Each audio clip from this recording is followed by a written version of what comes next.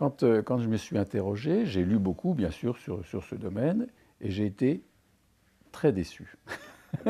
Très déçu, parce que soit effectivement il y avait une espèce d'application psychopathologique sur des œuvres ou sur des artistes, et finalement qui était très très restrictif, ou alors c'était des critiques d'art qui s'envolaient dans du lyrisme comme ça, et donc ce n'était pas satisfaisant. Et donc j'ai voulu revenir à la source, et je suis allé voir déjà des artistes vivants, pour les entendre, mais pour les entendre sur des longs moments. C'est-à-dire, je passais une journée entière avec eux, à les écouter, à les interviewer pendant qu'ils créaient, etc.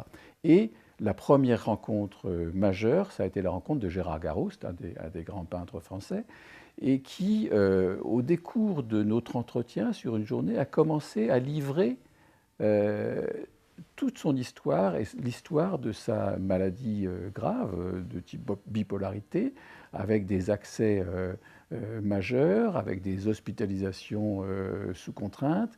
Voilà, une histoire chaotique dans laquelle s'inscrivait sa création.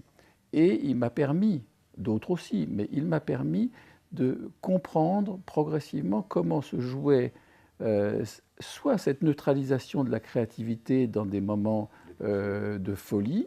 Hein. Des moments plutôt dépressifs. Alors, il avait des moments dépressifs, mais il avait des moments de grande folie, hein, où il a mis en État danger, maniaque, quasiment. voilà, des états maniaques.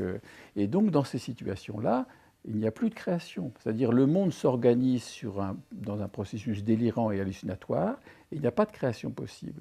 Et puis, dans un second temps, il y a un réaménagement psychique. Et c'est ça qui est très intéressant dans ce réaménagement psychique, comment lui va sortir dans un premier temps par une création délirante, dans laquelle il organise ses représentations psychiques dans une œuvre, et dans un second temps, se restaurer dans une création qu'on pourrait dire artistique, classique.